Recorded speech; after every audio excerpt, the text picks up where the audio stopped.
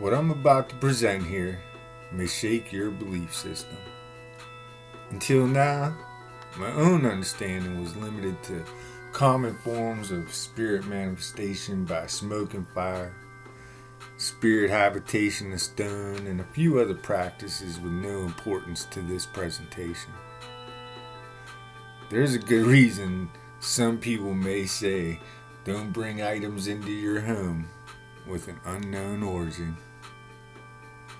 This dish, it could be a great example.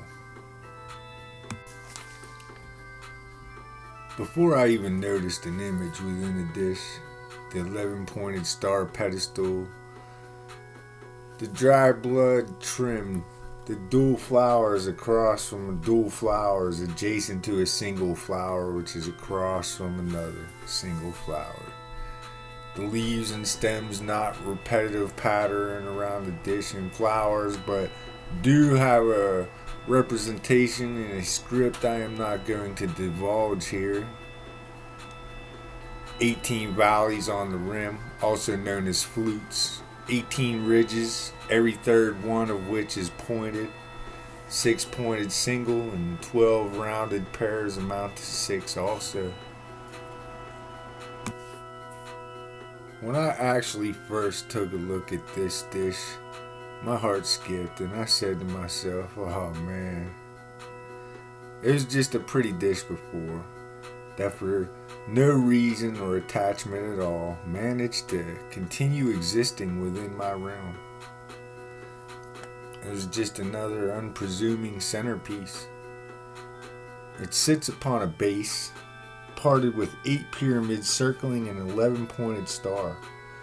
We must take notice that the star and pyramids are separated. Before we go on, it is important for me to remind the viewer that the subjects we are delving into, well, they have varying levels for understanding, for point of view, for states of reality, and it's all relative to each of our own paradigms according to our own experience, so to say. We are able to have paradigms revealed to us that previously were unavailable to us due to our limited experience by reading scripture.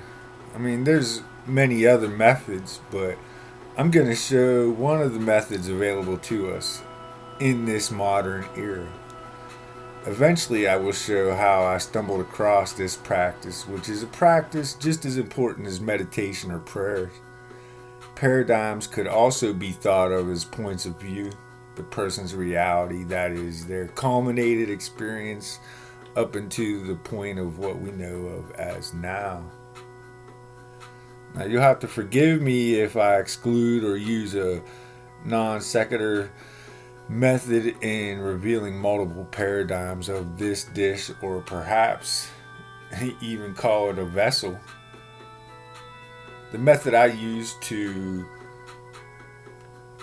force manifest an image from this vessel is a form of exorcism, at least the exorcism leading up to the naming of the spirit.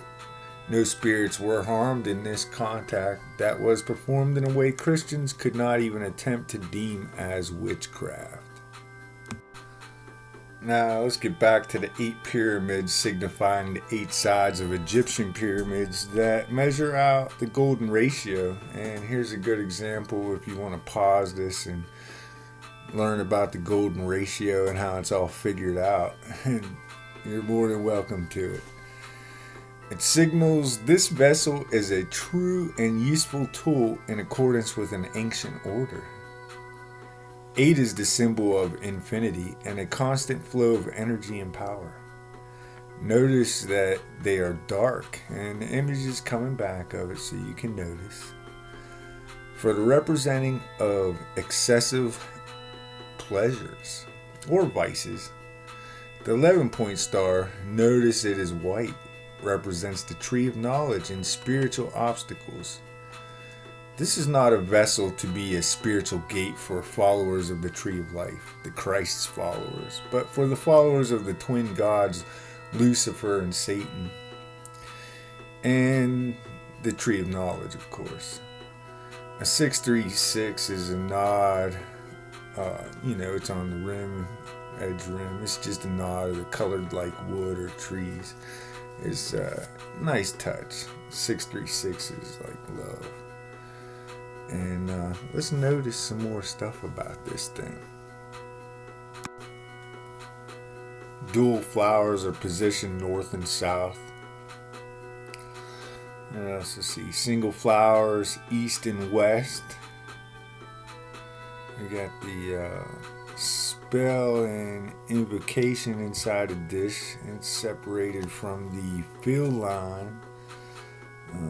The actual name of this area is lost to me for the moment, but it technically becomes a habitation point for the spirits while rituals are being performed. Ceremonies including scrying are performed with such vessels, and I am willing to bet this one can do more.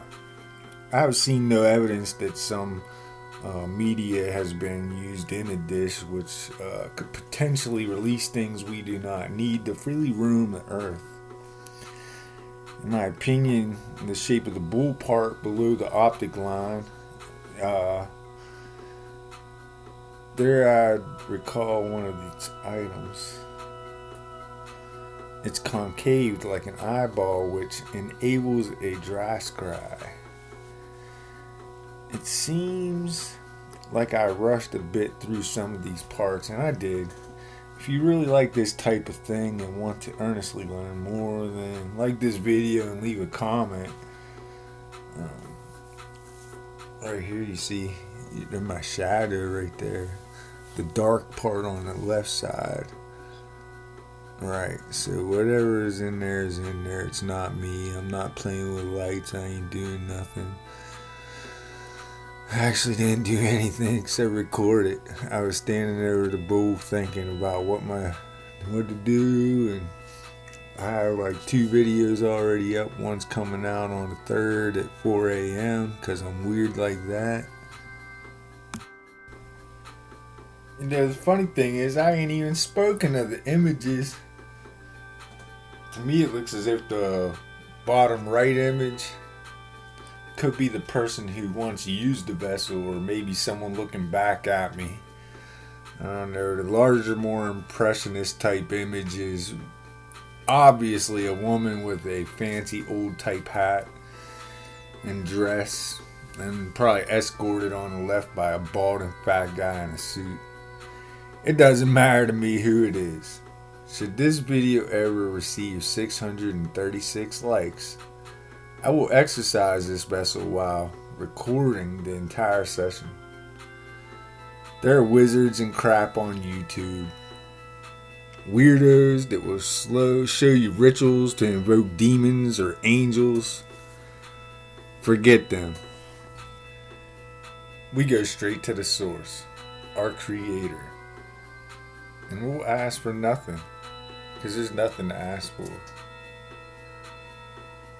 There's nothing more powerful than the source of everything. And by the power of the Creator, we can command spirits.